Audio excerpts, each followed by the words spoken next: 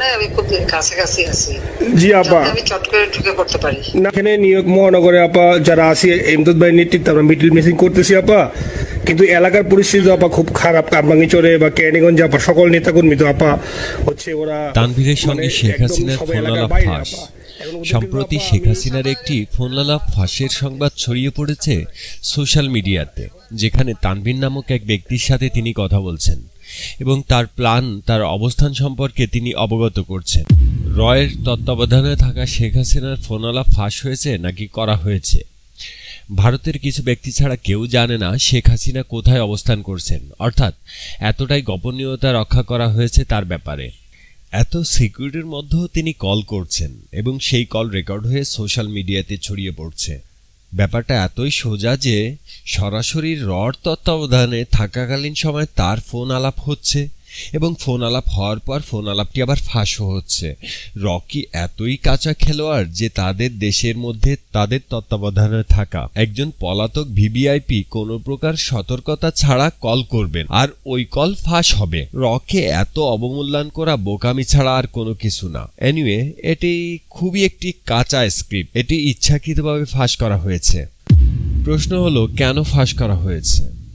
Phone কলটি ফাঁস করা হয়েছে আওয়ামী লীগের নেতাকর্মীদের মনোবল চাঙ্গা করার জন্য এবং কিছু মেসেজ প্রদান করার জন্য।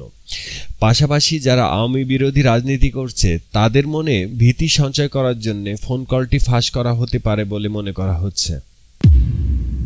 টেলিফোন ফোন আলাপ ফাঁস না করেও তো তিনি বাংলাদেশে তার নেতাকর্মীদের মেসেজ পৌঁছে দিতে পারতেন। হ্যাঁ পারতেন, তবে ডক্টর মোহাম্মদ ইউনূস কিছুদিন আগে ভারতকে এ বিষয়ে কড়া বার্তা দেওয়ার কারণে তিনি আর এ বিষয়ে সরাসরি ঝুঁকি নিতে চাইছেন না। কারণ ভারতকে এখন পাকিস্তানের সাথে পাল্লা দিয়ে বাংলাদেশের সাথে সম্পর্ক উন্নয়ন করতে হবে। তাই ভারত সরাসরি শেখ হাসিনাকে এই ধরনের বক্তব্য দিতে দিবে না। তাহলে এই সময় কেন নেতাকর্মীদের তিনি মনোবল চাঙ্গা করার জন্য ইনস্ট্রাকশন দিচ্ছেন? আন্দোলনটা হয়েছিল ছাত্র জনতার, যার মধ্যে ছিল সকল পেশাজীবী, সকল রাজনৈতিক দল, ছাত্র জনতা সবাই, শুধুমাত্র আওয়ামী লীগ এবং 14 দল ব্যতীত। বর্তমানে লক্ষ্য করলে দেখবেন কয়েকটি ভাগে বিভক্ত হয়ে গেছে আন্দোলনকারীরা। প্রথম ভাগে রয়েছে সমন্বয়কারীরা। যদিও তারা বলছে এটি ছাত্র জনতার আন্দোলন, কিন্তু তারা কাজের মাধ্যমে প্রকাশ করছে না যে তাদের সাথে জনতা আছে, অর্থাৎ জনতার অস্তিত্বকে অস্বীকার করছে তারা তাদের কাজের মাধ্যমে। এই জন্য লক্ষ্য করবেন তাদের অধিকাংশ সভা সেমিনারে জনতার অংশগ্রহণ থাকছে না। দ্বিতীয় ভাগে আছে বিএনপি। বিএনপি একটি কঠিন সময় পার করছে, কারণ তারা মনে করছে এই সরকারে তাদের গুরুত্ব জামায়াতের চেয়ে অনেক কম। আর হওয়াটাও স্বাভাবিক, কারণ বিএনপি অধিকাংশ ক্ষেত্রে দেখা গেছে দখল বাণিজ্য নিয়ে ব্যস্ত এবং তারা অতীত সরকারের এসালামের মতো কিছু বড় বড় কোম্পানিকে প্রোটেকশন মানি নিয়ে প্রোটেকশন দিতে ব্যস্ত।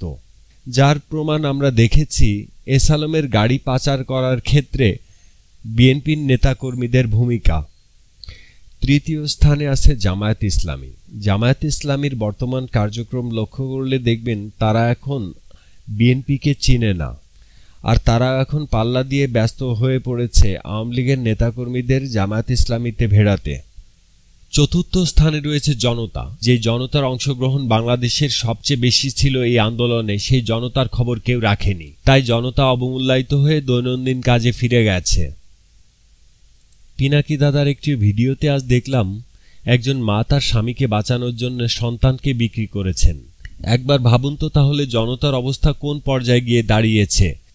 অর্থাৎ আন্দোলনকারীরা এখন 4 ভাগে বিভক্ত, আর এটাই সঠিক সময় আওয়ামী লীগকে পুনরায় সংগঠিত করে ভারতীয় বাহিনীর সহযোগিতায় পুনর্বহাল করা বাংলাদেশে। অন্তত এটা তারা মনে করছে, তাই তারা এই পন্থাটি অবলম্বন করে মেসেজটি পৌঁছে দিয়েছে তাদের নেতাকর্মীদের কাছে। ভারত কি আওয়ামী লীগকে পুনর্বহাল করতে পারবে বাংলাদেশে?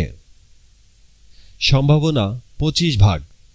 75 ভাগ সম্ভাবনাই তারা পুনর্বহাল করতে পারবে না বাংলাদেশে আওয়ামী লীগকে দ্বিতীয়বার। কারণ বাংলাদেশের বর্তমান জনগণ খুব শর্ট নোটিশে একতাবদ্ধ হয়ে যেতে পারে। অবাক হবেন, বাংলাদেশের জনগণ বর্তমানে আধা ঘন্টার মধ্যে সকল ভেদাভেদ ভুলে একত্র হয়ে যেতে পারে। তাহলে ভারতীয় বাহিনী এটা করছে কেন আওয়ামী লীগকে দিয়ে?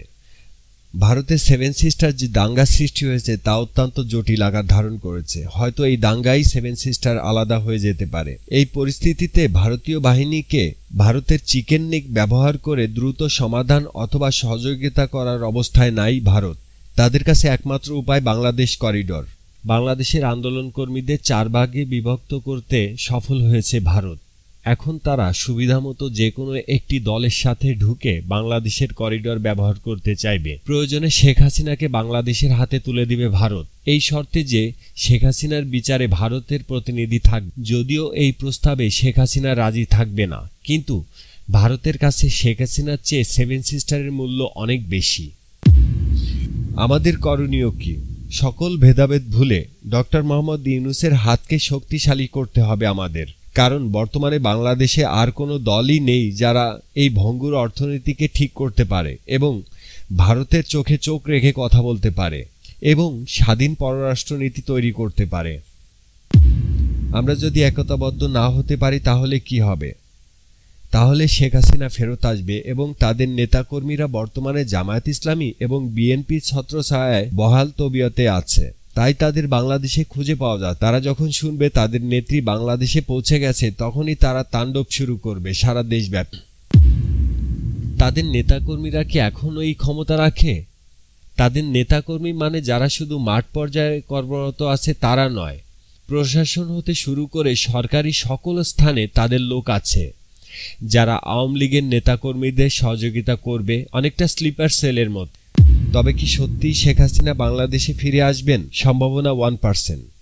কারণ তিনি যদি সত্যি লুকিয়ে বাংলাদেশে ফেরত আসতে চাইতেন তাহলে তিনি ফোন আলাপ ফাঁস করতেন না। আগেও তো আমরা বাংলাদেশে শেখ হাসিনার অনেক নাটক দেখেছি। তিনি যা বলেন তা কখনো তিনি করেন না, আবার যা তিনি করেন তা কখনো তিনি বলেন না। অর্থাৎ বাংলাদেশে অস্থিতিশীল পরিবেশ সৃষ্টি করে ইন্ডিয়ার জন্য সহজ করে দিয়ে তিনি হয়তোবা তৃতীয় কোনো দেশে সাময়িক সময়ের জন্য গা ঢাকা দিতে পারেন।